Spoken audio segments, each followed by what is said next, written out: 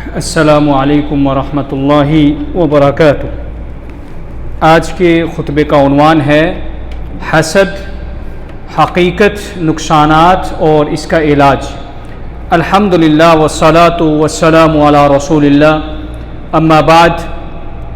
تمام تعریفیں اللہ کے لیے ہیں، ہم اسی کی حمد بیان کرتے ہیں، اسی سے مدد مانگتے ہیں، اسی سے مغفرت طلب کرتے ہیں اور اسی کی طرف توبہ کرتے ہیں۔ ہم اپنے نفسوں کی شرارتوں اور اپنے اعمال کی برائیوں سے اللہ کی پناہ مانگتے ہیں۔ جسے اللہ ہدایت دے اسے کوئی گمراہ نہیں کر سکتا، اور جسے وہ گمراہ کر دے اسے کوئی ہدایت دینے والا نہیں۔ میں گواہی دیتا ہوں کہ اللہ کے سوا کوئی معبود برحق نہیں، وہ یکتا ہے، اکیلا ہے، اس کا کوئی بھی شریک نہیں۔ اور میں یہ بھی گواہی دیتا ہوں کہ جناب محمد رسول اللہ صلی اللہ علیہ وسلم اللہ تعالیٰ کے بندے اور اس کے آخری رسول ہیں۔ اللہ تعالیٰ آپ پر، آپ کی آل پر اور تمام صحابہ کرام پر ڈھیروں درود و سلامتی نازل فرمائے۔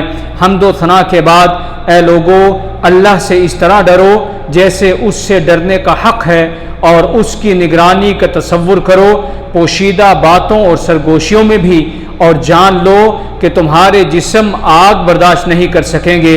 اللہ تعالیٰ قرآن مجید میں ارشاد فرماتے ہیں، وَاتَّقُوا يَوْمًا تُرْجَعُونَ فِيهِ إِلَى اللَّهِ ثُمَّ تُوَفَّى كُلُّ نَفْسٍ مَّا كَسَبَتْ وَهُمْ لَا يُظْلَمُونَ، اور اس دن سے ڈرو جس دن تم اللہ کی طرف لوٹائے جاؤ گے، پھر ہر شخص کو اس کے کیے کا بدلہ، پورا بدلہ دیا جائے گا، اور ان پر کوئی ظلم نہیں کیا جائے گا۔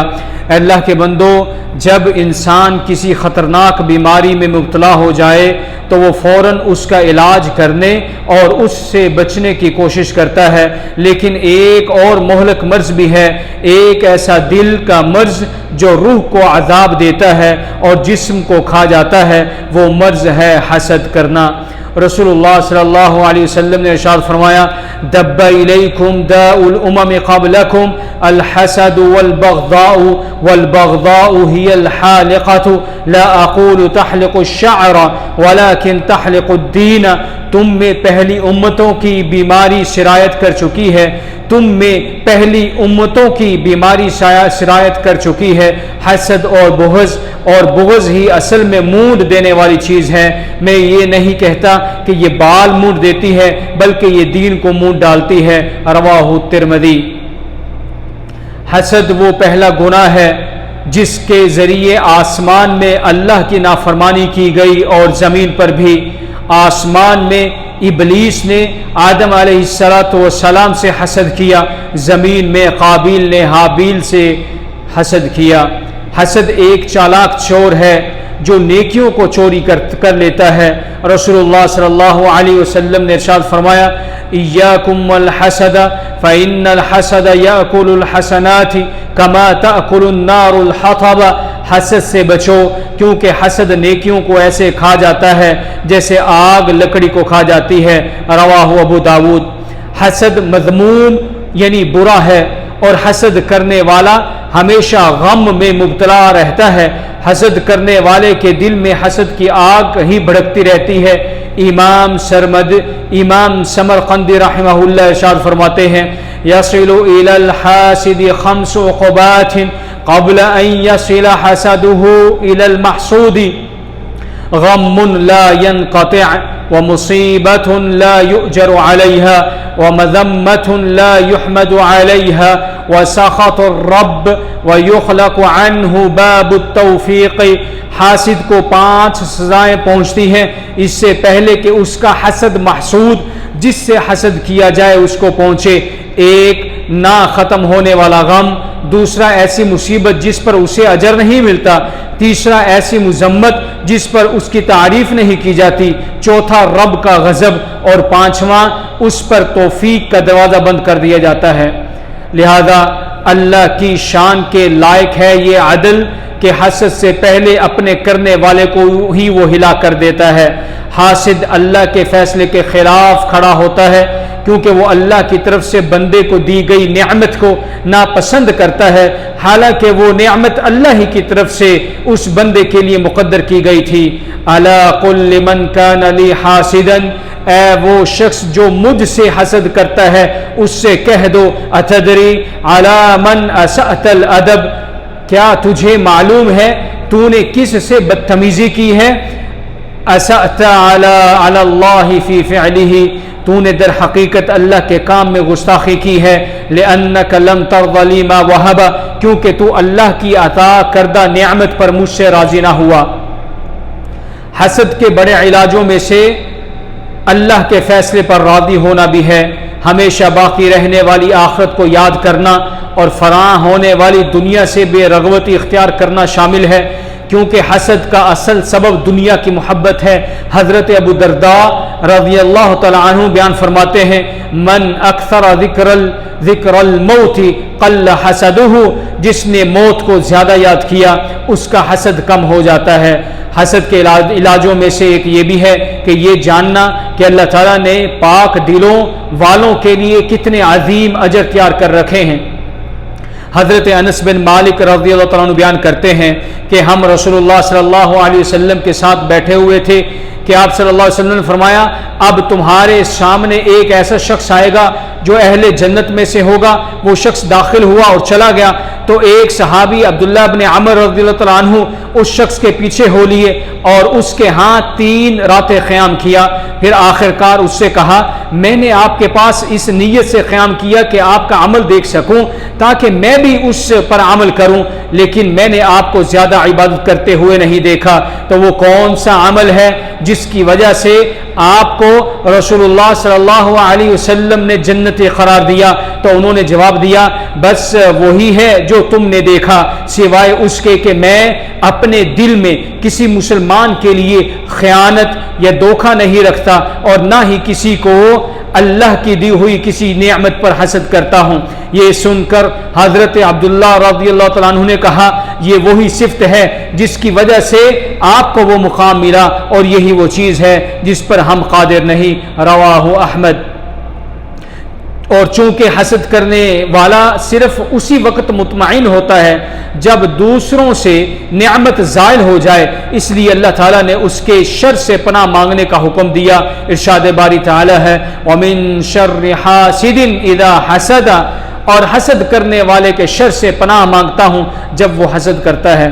امام ابن قیم رحمہ اللہ ارشاد فرماتے ہیں، اللہ تعالیٰ کے اس فرمان پر غور کرو کہ اس نے حاسد کے شر کو اپنے اس قول کے ساتھ مقید فرمایا کہ اذا حسد، جب وہ حسد کرے، کیونکہ انسان میں حسد کا جذبہ تو ہو سکتا ہے لیکن اگر وہ اسے چھپاتا ہے تو ایسا شخص نایاب نہیں، بلکہ اکثر لوگوں کو یہ کیفیت لاحق ہوتی ہے، بس وہ اپنے نفس سے جہاد کرتا ہے تاکہ اسے روکے اور اپنے آپ کو محسود کے لیے دعا کرنے اور اس کے حق میں تاخیر کی تمنا پر مجبور کرتا ہے۔ اس کے برعکس اگر وہ حسد کو ظاہر کرے اور دل و جسم کے ذریعے اس کے اثرات ظاہر کرے، یعنی ایذا دے، تو یہی مذموم برا حسد ہے۔ جس شخص کو اللہ تعالیٰ نے پاک دل عطا فرمایا تو گویا اسے جنت کی نعمتوں میں سے کچھ دنیا میں ہی دے دیا گیا۔ اللہ تعالیٰ کا فرمان ہے، وَنَزَعْنَا مَا فِي صُدُورِهِمْ مِنْ غِلٍّ اخواننا علی سرر متقابلین، اور ہم ان کے سینوں سے ہر قسم کا کینہ نکال دیں گے، وہ جنت میں بھائی بھائی بن کر آمنے سامنے تختوں پر بیٹھے ہوں گے۔ امام جوزی ابن جوزی رحمہ اللہ ارشاد فرماتے ہیں، ما طاب عیش اہل الجنہ الا حین نزع الحسد من صدورهم ولولا انه نزع لتحاسدوا وتنخص عیشہم۔ جنت والوں کی زندگی صرف اسی وقت خوشگوار ہوئی جب ان کے دلوں سے حسد نکال دیا گیا، ورنہ اگر وہ حسد میں مبتلا رہتے تو ایک دوسرے سے حسد کرتے اور ان کی جنت کی زندگی بھی پریشان کن بن جاتی۔ اور وہ دل جو حسد سے پاک ہو وہ دنیا میں ہی جنت جیسی زندگی گزارتا ہے، کیونکہ اس کے دل میں نہ کینہ ہوتا ہے نہ حسد ہوتا ہے، بس وہ دل و روح دونوں کی سلامتی کے ساتھ جیتا ہے۔ اسمعی رحمہ اللہ ارشاد فرماتے ہیں، رأيت أعرابيا أتى عليه 120 سنة فقلت له ما أطول عمرك فقال تركت الحسد فبقيت. میں نے ایک بدوی دیہاتی شخص کو دیکھا جس کی عمر 120 سال تھی. میں نے اس سے دریافت کیا، پوچھا تمہاری عمر اتنی طویل کیسے ہو گئی؟ اس نے جواب دیا میں نے حسد چھوڑ دیا پس میں باقی رہا، یعنی صحت مند اور مطمئن زندگی گزاری. جس نے اپنے دل کو حسد سے پاک کر لیا اس نے اپنے نفس کو غم اور پریشانی سے آزاد کر لیا.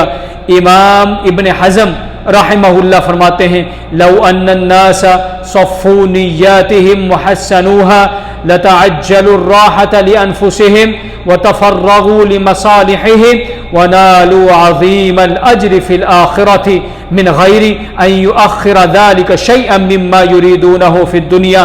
اگر لوگ اپنی نیتوں کو خالص اور بہتر بنا لیتے تو وہ اپنے دلوں کو جلدی سکون دے دیتے، اپنے دنیاوی معاملات کے لیے بھی فارغ ہو جاتے اور آخرت میں عظیم اجر حاصل کر لیتے، اور دنیا کی جو چیزیں وہ چاہتے ہیں ان میں سے بھی کچھ بھی رکاوٹ نہ بنتا. جس کا دل حسد سے آلودہ ہو گیا تو اسے چاہیے کہ وہ اپنے نفس کا علاج کرے اور اپنے دل کی اصلاح کرے اس سے پہلے کہ دلوں کے بھید ظاہر کر دیے جائیں. اللہ تعالیٰ کا فرمان ہے یوم لا ينفع مال ولا بنون الا من اتى اللہ بقلب سلیم. جس دن نہ مال فائدہ دے گا نہ بیٹے مگر وہی کامیاب ہوگا جو اللہ کے حضور پاک دل لے کر آئے گا. امام ابن قیم رحمہ اللہ ارشاد فرماتے ہیں القلب السلیم هو الذي سلم من الشرك والغل والحقد والحسد. پاک دل وہ ہے جو شرک، کینہ، بغض اور حسد سے پاک ہو. اے اللہ اسلام اور مسلمانوں کو عزت عطا فرما اور شرک اور مشرکین کو ذلت عطا کر. اے اللہ اپنے خلفائے راشدین ہدایت یافتہ اماموں امام ابو بکر عمر عثمان علی رضوان اللہ اجمعین سے راضی ہو جا. اے اللہ غم زدوں کی غم خوری فرما، مصیبت زدوں کی مصیبت کو دور فرما. اے اللہ ہمارے وطن کو امن کا گہوارہ بنا، ہمارے ائمہ اور حکمرانوں کو درست راہ دکھا، ہمارے ائمہ اور حکمران اور ان کے ولی عہد کو اپنی پسندیدہ رضا پر اور تقوی پر چلنے کی توفیق عطا فرما. اے اللہ کے بندو ان اللہ یامر بالعدل والاحسان وایتاء ذی القربى وینہی عن الفحشاء والمنکر والبغی یعظکم لعلکم تذکرون. بے شک اللہ انصاف کا، احسان کا، قرابت داروں کو دینے کا حکم دیتا ہے اور بے حیائی برائی سے منع کرتا ہے اور تمہیں نصیحت کرتا ہے تاکہ تم نصیحت حاصل کرو.